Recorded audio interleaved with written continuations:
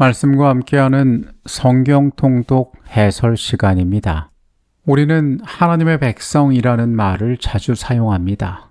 이 하나님의 백성이란 말은 어떤 사람들을 의미할까요? 특정한 교단이나 그 사람이 가지고 있는 제도적인 혹은 사람들이 규정지은 그룹 속에 속하였다는 것을 의미할 수도 있습니다. 그러나 예수님께서는 하나님의 백성을 내 아버지의 뜻대로 행하는 자라라고 말씀하셨습니다.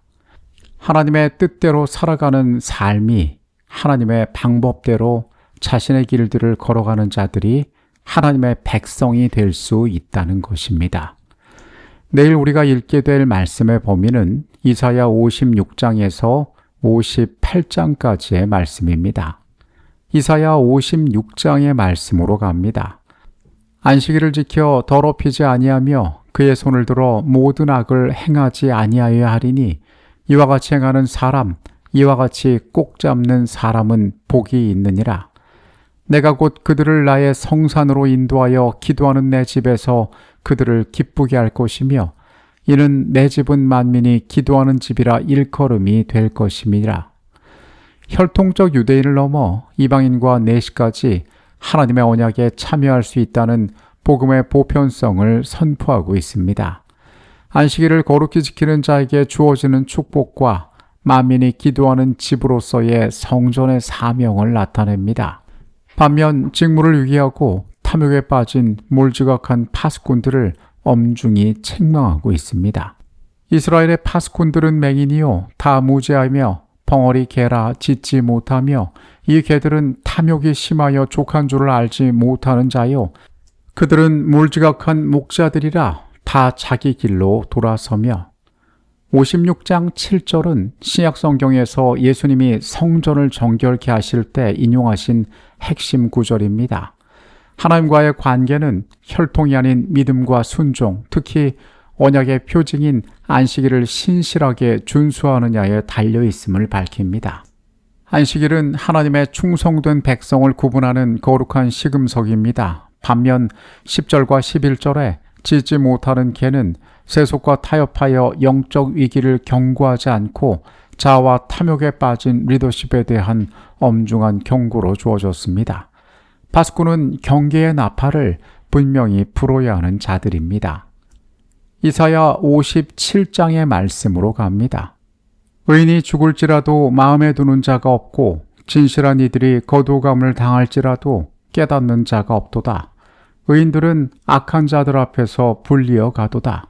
그들은 평안에 들어갔나니. 우상 숭배와 영적 음란으로 부패한 유다 사회의 실상을 지적하고 의인이 일찍 죽는 것은 장차 임할 재앙을 피하게 하시려는 하나님의 자비의 계획임을 밝힙니다. 지극히 높으신 하나님께서 겸손하고 통회하는 자와 함께 거하시며 회복하시나 회개하지 않는 악인에게는 참된 평강이 없음을 말씀은 선포하고 있습니다. 지극히 존귀하며 영원히 거하시고 거룩하다 이름하는 이가 이같이 말씀하시되 내가 높고 거룩한 곳에 있으며 또한 통회하고 마음이 겸손한 자와 함께 있나니 이는 겸손한 자의 영을 소생시키며 통회하는 자의 마음을 소생시키려 함이라. 57장 1, 2절은 성도의 죽음을 바라보는 성경적 시각을 우리에게 제공하고 있습니다.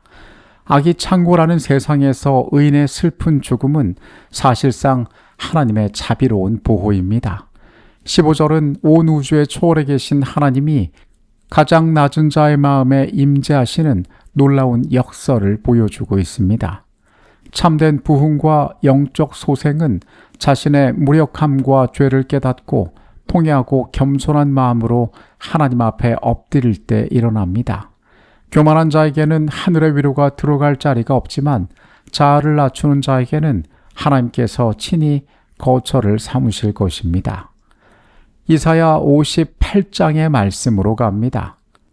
내가 기뻐하는 금식은 흉악의 결박을 풀어주며 멍에의 줄을 끌어주며 압제당하는 자를 자유하게 하며 모든 멍에를 꺾는 것이 아니겠느냐.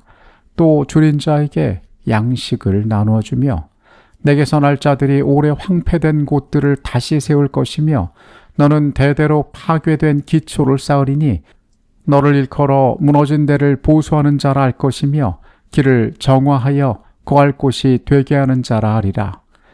형식적인 의식과 자기 만족에 빠진 외식적 금식을 책망하고 굶주린 자를 먹이고 멍에를 풀어주는 참된 금식을 가르치십니다. 또한 하나님의 율법과 안식일에 무너진 데를 보수하는 남은 백성의 사명과 안식일을 즐거운 날로 존귀히 여기는 자에게 약속된 높은 곳의 승리를 선포하고 있습니다.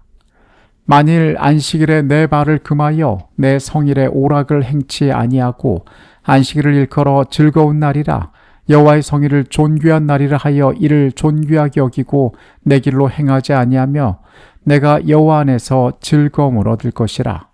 58장은 대배도의 시대에 회파된 하나님의 계명, 특히 잊혀진 넷째 계명을 회복하는 마지막 때 남은 무리의 사명을 드러냅니다. 6, 7절의 참된 금식은 단순한 음식을 끊는 행위가 아니라 고통받는 이웃을 돌보는 실천적인 복음 사역입니다.